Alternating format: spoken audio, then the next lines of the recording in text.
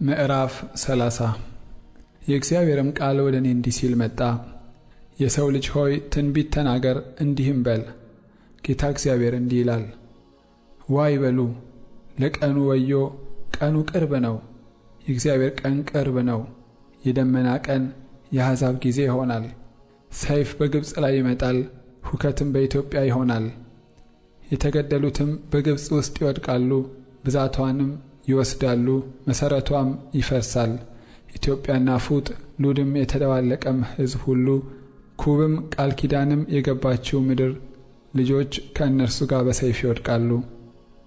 እግዚአብሔር እንዲህ ይላል፣ ግብፅን የሚደገፉ ይወድቃሉ፣ የኃይሏንም ትዕቢት ይዋረዳል። ከሚግዶል ጀምሮ እስከ ሴዌኔ ድረስ በእርሷ ውስጥ በሰይፍ ይወድቃሉ ይላል ጌታ እግዚአብሔር። ባድማም በሆኑ አገሮች መካከል ባድማ ይሆናሉ፣ ከተሞቿም በፈረሱ ከተሞች መካከል ይሆናሉ። እሳትንም በግብፅ ባነደድኩ ጊዜ፣ ረዳቶቿም ሁሉ በተሰበሩ ጊዜ እኔ እግዚአብሔር እንደሆንኩ ያውቃሉ። በዚያ ቀን መልእክተኞች ተዘልለው የሚኖሩትን ኢትዮጵያውያንን ለማስፈራት ከፊቴ በመርከብ ይወጣሉ። እንደ ግብፅም ቀን ሁከት ይሆንባቸዋል፣ እነሆ ይመጣልና። ጌታ እግዚአብሔር እንዲህ ይላል፣ የግብፅን ብዛት በባቢሎን ንጉሥ በናቡከደነፆር እጅ እሽራለሁ። እርሱና የአሕዛብ ጨካኞች ሕዝቡ ምድሪቱን ለማጥፋት ይመጣሉ። ሰይፋቸውንም በግብፅ ላይ ይመዛሉ፣ ምድሪቱንም በተገደሉት ይሞላሉ። ወንዞችንም ምድረ በዳ አደርጋለሁ፣ ምድሪቱንም በክፉ ሰዎች እጅ እሸጣለሁ። ምድሪቱንና ሙላዋን በእንግዶች እጅ ባድማ አደርጋለሁ። እኔ እግዚአብሔር ተናግሬአለሁ። ጌታ እግዚአብሔር እንዲህ ይላል፣ ጣዖቶቹን አጠፋለሁ፣ ምስሎችንም ከሜምፎስ እሽራለሁ።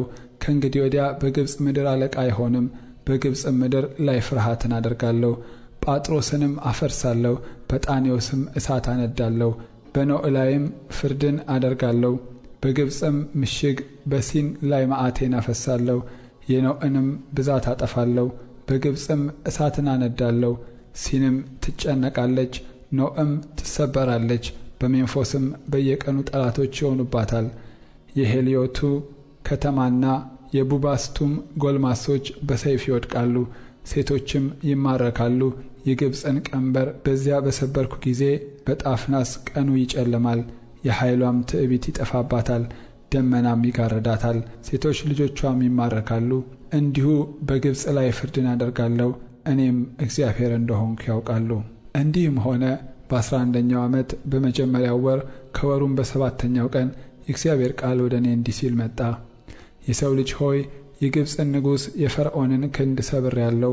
እነሆም በጨርቅ በመጠቅለል ይፈወስ ዘንድ ሰይፉንም ለመያዝ እንዲበረታ አልታሰረም። ስለዚህ ጌታ እግዚአብሔር እንዲህ ይላል፣ እነሆ እኔ በግብፅ ንጉሥ በፈርዖን ላይ ነኝ።